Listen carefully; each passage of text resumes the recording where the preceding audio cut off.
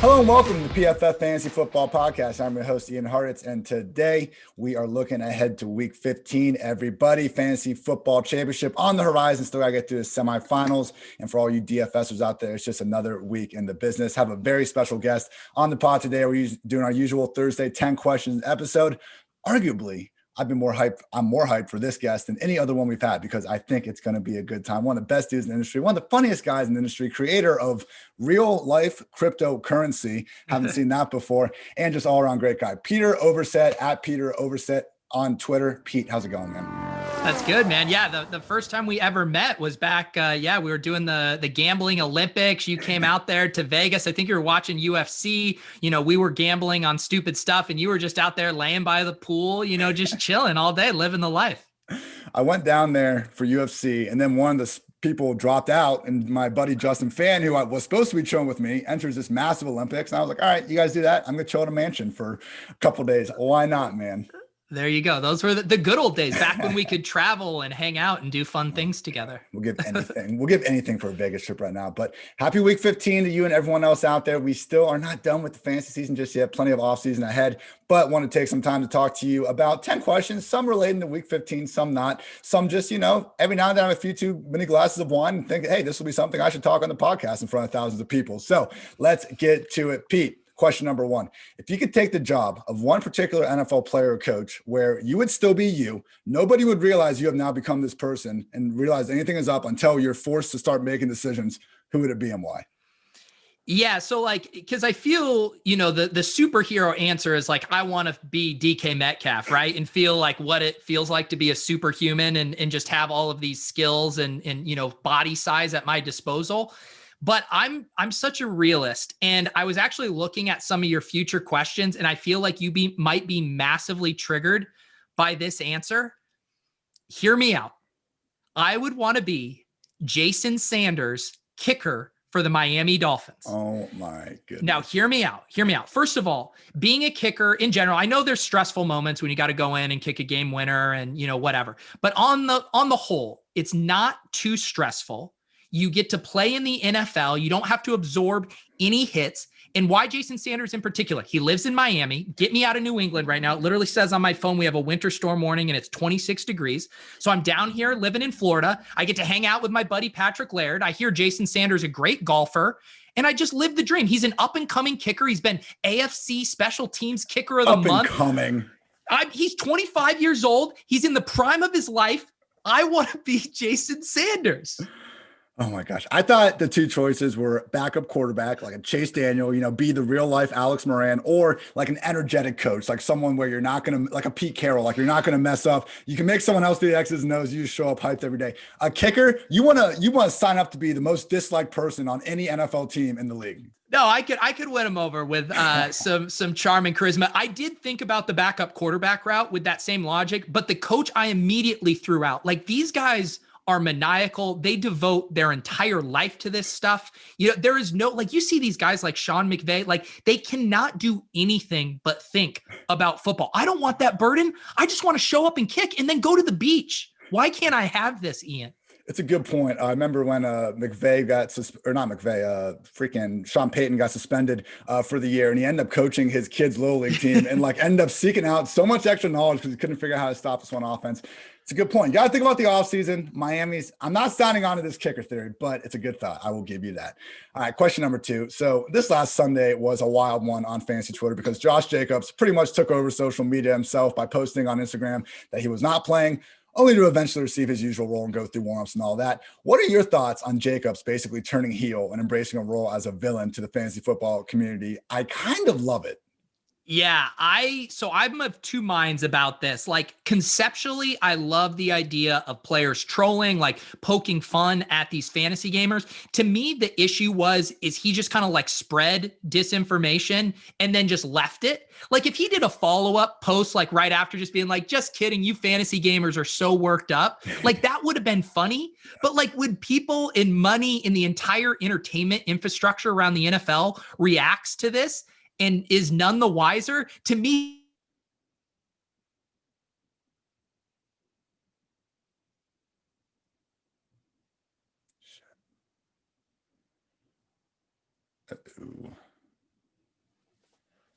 freezing up at 407.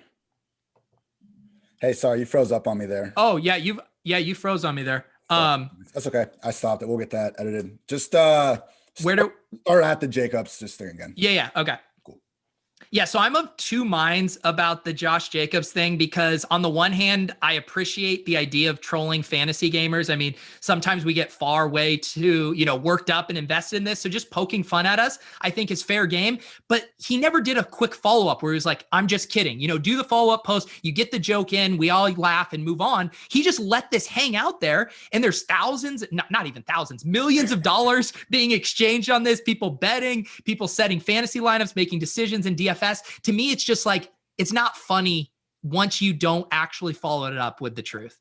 And to do all this and then come out with 76 scoreless yards, like, come on, man. Yes. I thought we were going to see him get like 0 touches or just go the fuck off for, 100 plus and multiple scores. Not the case. You got to back it up if you want to be that heel, man. Yeah, and he's been kind of like one of those fast track bullies this year, right? When he gets in good game scripts, he runs well and he puts up good points. And then the second they get behind, they're like, all right, come in, Devontae Booker, come in, Jalen Richard, we're done. Are you calling Josh Jacobs? Are you calling Josh Jacobs a front runner?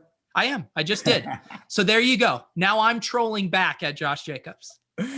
Oh my goodness, I love it. Question number 3. So look, my single biggest personal disappointment from this season was not getting to see Dez get a chance to get his revenge against the Cowboys. I literally had a podcast with Evan Silva where we were saying before that, if we could make one thing happen in the future with a genie, what would it be? Mine was to see Dez score a touchdown against the Cowboys. I know, better things to wish for, but whatever. But anyway, look, Pete, that night we both shared some sheesh as a way to comfort Dez during his trying time. Dez wanted to drink wine. We drank some wine with him. But that's my most tilting moment of the season. What's been your most tilting or just personally disappointing moment from the entire 2020 season? Yeah, so mine I will tie to fantasy. And, we all did a ton of drafts this offseason, ton of best ball drafts. I was a big 0 RB guy, waiting, scooping up all these guys, counting on the volatility of this year, shaking things up, thrusting these guys into new roles. I have 0 shares of James Robinson. He's the breakout smash 0 running back candidate of like the decade since Arian Foster, basically. And I don't have him. And I'm so mad. I lose sleep about it every single day. Ian, it's awful. How do I not have James Robinson? Losing sleep every day. Only Derrick Henry and Dalvin Cook have more freaking touches than James Robinson this season. Literally just pulled it up from Roto-World. August 30th, we hear that Jaguars rookie RB James Robinson has had, quote, several strong runs in team drills. So unless you saw that and just thought, hey, oh my gosh, look at this undrafted free agent stud from Illinois State, I don't know how you could have been on it. That is incredibly tilting. And it's a factor of best ball, man. The fact that we do these things from February to August, and we might find the angle or we might freak out about some suspension when ultimately it can come down to an undrafted free agent running back getting named the leader in freaking on August 30th. I know it's so tough too. It's like a good reminder of diversifying. We fall in love with these guys at the end of drafts and you're like, I love this guy. I'm going to just keep taking Laviska Shenault every time, who I'm going to talk about in a second here. But yeah, I'm majorly tilted to not get to enjoy a James Robinson 0 RB smash this year. So sad. But we actually did a best ball draft together this summer, and this brings me to question number 4. And we were so thrilled to come away with Drew Lock late that we started dancing and rapping to Jeezy mid-podcast. Maybe, yeah, there we go. Maybe he had a little bit of an alcohol infusion to do with that. But either way, I have dubbed Drew Lock AFC West Jameis. I have gotten plenty of hatred on Twitter for this, saying I'm not giving enough respect to Jameis. Whatever. I'm owning it. He threw 4 touchdowns last week. So where are you now, haters? But all right, look, let's be realistic. We're probably going to see a corresponding bust come this week. But I maintain that if you don't like Drew Lock, you do not like fun. Pete, thoughts on Drew Lock, both as a personality and as a long-term QB option?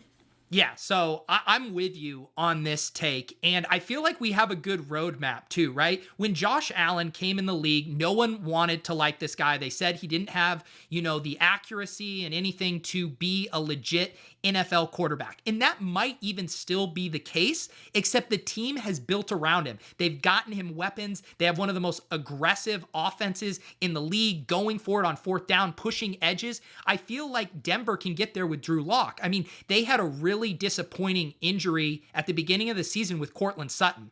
And I mean, Courtland Sutton, I still don't think everyone realizes how good he is. Like, he's one of these like DK Metcalf grown ass man types. So for him to lose those guys. We've had Noah Fant in and out of the lineup. I feel like Drew Lock can do a poor man's Josh Allen, get the play calling, get the weapons. So I'm not ready to throw in the towel on Drew Lock. I know he'll have some back-breaking interceptions, but I'm with you. This dude does what we want for fantasy and pushes the ball down the field.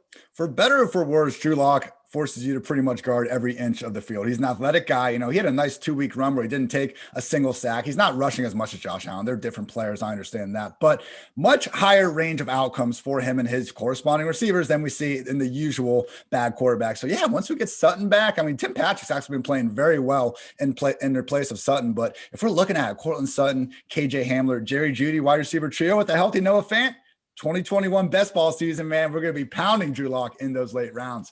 All right, man. So the XFL was something that both of us held dear and near to our hearts. When that went away in March, it was just, I don't want to talk about how sad that day was. Anyway, quality of play, up and down, kind of depends on who you have a QB. I get it. But there were legit some fun rule changes. What, if anything, would you like to see the NFL adopt from what we saw in the brief second run of the XFL? Yeah, so I'm actually curious on your take because you love football more than maybe anyone I know. I loved the 25-second play clock. I loved speeding up the game. So I'm curious, Ian, if you're like, no, you got to stretch these games out. I want every second of it. But I loved having the faster games. And if we could parlay that into like evening out the schedule where we have like a staggered start to all these games. So you have like 4 on at red zone at all times. Like to me, that would be the ideal world. Sped up games, spread out. So we get to enjoy them all throughout the day.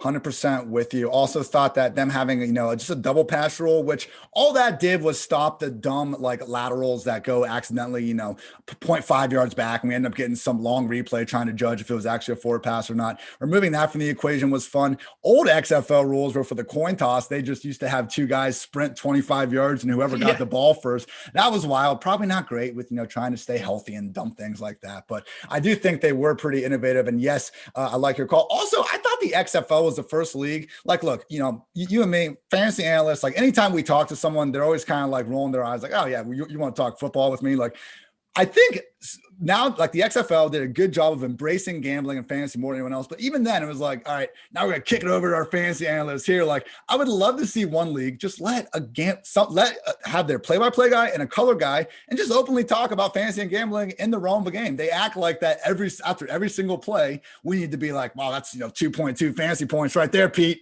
How's that going to impact the matchup? I think there's a nice little blend that we can eventually strive to. How about we toss our names in the ring? Ian and Pete in the broadcast booth talking DFS fantasy for the XFL. Why not? Who says no? You hear that, PFF? I think Chris Collins was a pretty big deal in the play-by-play world. Maybe he can hook us up, Pete. I'm going to see what we can do. Question number 6. All right, Dolphins. We've talked about this. You want to be the kicker for the Miami Dolphins, which is still insane, but that is what it is. The Dolphins better than just about anybody because you and Patrick Laird, who last week led the Dolphins in snaps, you guys are real life best friends, which is awesome. I'm very jealous, and that is sweet. But look, this entire offense is banged up. Tua is truly playing better, just not getting a bunch of help right now. Now we got a Patriots defense where we all know Bill Belichick versus a rookie QB, not exactly cooking with anything good there. Anyone, even our Laird and Saver, are they on your fantasy radar this week? Yeah, the wide receiver situation is a little tricky because both Parker and Grant are banged up, but I believe they were both at practice today. We're recording this on Wednesday afternoon. Gesicki, I'm guessing, won't play. The guy I'm really interested in, and I've been adding in some of my leagues where I'm still alive, is Lynn Bowden. And I think just super versatile skill set guy. Like I feel like he's basically Miami's Curtis Samuel. I'll need to get the OSU guys stamp of approval on that take, but he is electric with the ball. He was making guys miss in the open field. So I like how they were using him. And even if those other guys are back, I feel like you got to get the guy this ball in space and just let him make plays. So yeah, I'm excited about Lynn Bowden. And I'm also kind of a sicko. If Gaskin is out again, I don't mind going back to DeAndre Washington. His workload was pretty good. And if he's going to get 14 to 15 carries and 3 to 4 targets, I think he can do a poor man's Myles Gaskin. those wide receivers stay out, Grant Parker and, even Gesicki is going to be out as well. Yeah, I'm with you. I think Bowden will get the amount of snaps and targets that he needs. I am always so partial to these like wide receiver running back hybrids. Cordero Patterson, Curtis Samuel, Percy Harvin was awesome back in the day. Yeah. And now we got Laviska Shenault. We just keep, teasing the main event coming up with this Shenault breakdown. We're going to keep teasing it though. Moving on. So look, you talked about wanting to be a kicker, and here's my question. Before you even said this was my question number 7. Kickers are stupid, Pete. They literally aren't even the same species as real football players. They're, make games more conservative in terms of play calling and just more violence on kickoffs too. I truly do not see a good reason to have kickers. If you've ever had, a significant other or a new friend that doesn't understand football, like just merely trying to explain the kicking aspect of it is probably enough to turn anyone away from the game. I want kicking to be removed from fantasy football, and I think you should only be able to do it in the NFL with a player that was on the field for the previous play. Pete, give me your stance on this objectively dumb position and my probably even dumber idea for how to fix it. Objection, Your Honor. You're leading the witness. I do not have the anti-kicker passion that you do. I would say I'm indifferent to it. I mean, for DFS in particular, like one of the reasons, like defense is just as stupid to have in DFS. It's so random.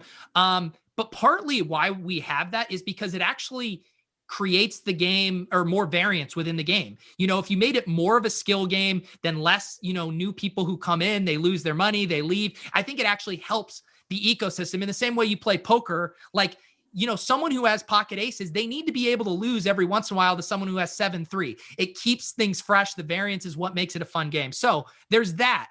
But also my tweak would be to make it team kicker, because what I don't want to have to deal with is all these scratches. Like I'm literally having to pull out Ryan Suckup out of my lineup because he's on COVID. I'm having to do this, blah, blah, blah. Like I feel like there would be some strategy of like, okay, I want, the Falcons or the Cardinals always stall out in the red zone. I want their kicker, but without the headache of having to worry about like health and COVID and all that. So my proposal is team kicker, and I get those points no matter who is doing them. It's already defense and special teams. Let's just add kicker and make it one giant position that hopefully a lot of our leagues will have removed anyway. But if you really want to keep them in it, go ahead. But that would be wild, right? Because if you have like Young-Ho Koo on the Falcons and he's like a smash, but then you don't want to play the Falcons defense, but you're like, it's all lumped in together.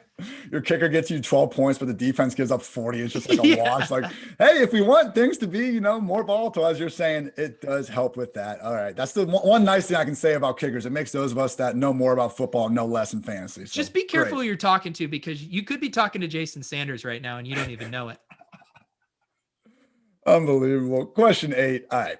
Derrick Henry versus the Lions, Jonathan Taylor versus the Texans, Cam Akers versus the Jets, all on the Week 15 DFS main slate. I mean, I'm sure most cash game lineups are going to be trying to get these dudes in there, figure out the rest. At a minimum, they're going to carry extremely high projected ownership. Pete, as you like to say, man, we've seen a few slates get flipped on their heads this season. Which one of these running backs could you see fading or just busting this week? Yeah, this one is so tough for me because Derrick Henry, man, he is like the biggest riddle for DFS, because it does seem like the weeks that he gets there are the weeks he's popular. Like the public does a good job of identifying the smash spots, and I treat him like a pretty simple problem for DFS. I'm like, if he's under 20%, we know he has a ceiling to put up 40. I'll probably play him. If he's over 20% ownership, I'm probably fading him, knowing that it's not baking in the downside risk. So just because of price compared to those other guys and ownership, I am going to be more inclined to fade Derrick Henry. And I particularly love Jonathan Taylor this week. I mean, he's like $3,000 cheaper than Henry on DraftKings. So to me, if you're going to get that discount, we're seeing the big workload boost. I'm pretty hype on both of these rookies heading into this week. Yeah, they're both finally getting those roles you wanted for them all season. The continued victory laps around the industry just cracks me up with these guys. Like, oh, remember when I told you to get Jonathan Taylor back then? Like, yeah, if you really listened to that and you went for him in the 3rd or 4th round, you're probably not here to reap the rewards anyway. But yes, to your point, when we can save the money on players that honestly might finish up with similar, touch projections against similarly porous defenses, I think it makes sense to probably pay down. Now, this is terrifying because we know Henry's going to now go the absolute hell off this week. But the Titans, they've been throwing the ball a little bit more this year. AJB, he's my guy. He's a big grown-ass man, as you said. And even Corey Davis, maybe he's in for a big bounce-back spot. Yeah, no, I'm with you. And I think that's the way to think about fades in DFS, right? It's not just like auto-fading it. It's like, okay, if Derrick Henry fails, who might actually be someone who can succeed. And it is the passing game, or maybe it's the defense. Maybe you play, them thinking they get a couple pick sixes, stuff like that. So if you're going to fade Derrick Henry, which is so scary, at least make sure you're leveraging the ownership in a smart way. Yeah, I will be freaking shocked if the Titans do anything less than score 30 points. It just might not be by Derrick Henry.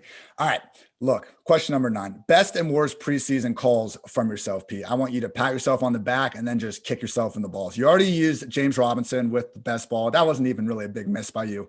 Go.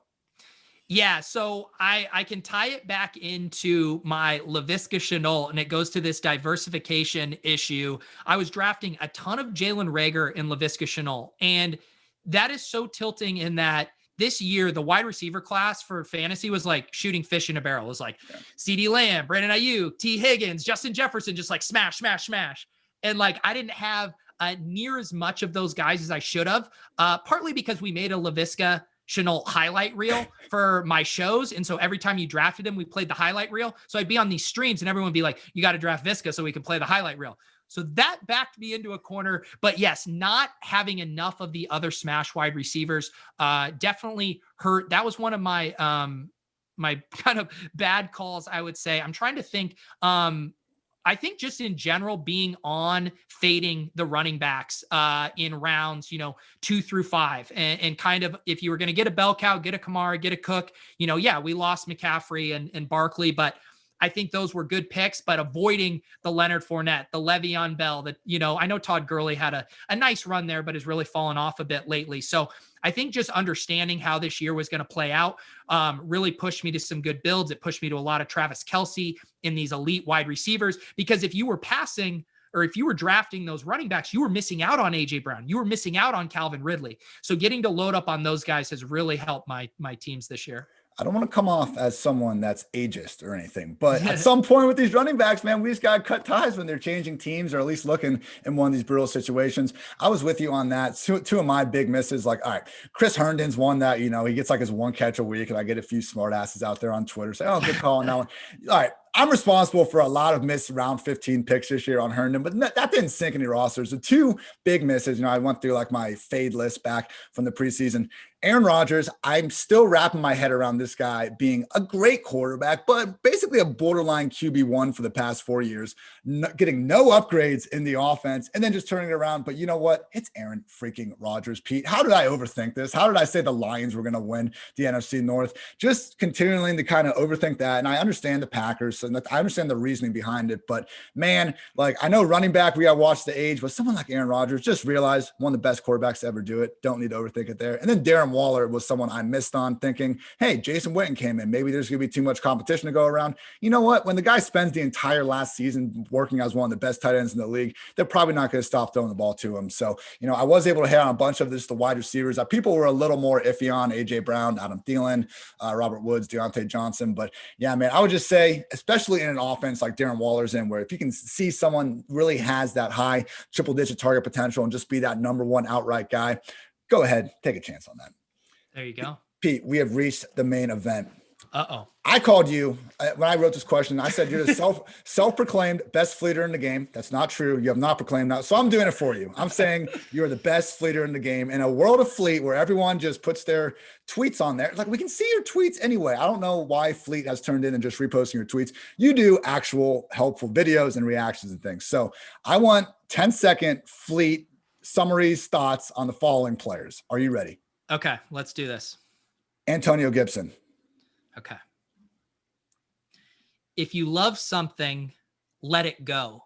If it's meant to be, it will ultimately return, as did Antonio Gibson to practice today. I'm giving that 7 out of 10. Number 2, Laviska Shenault. Okay.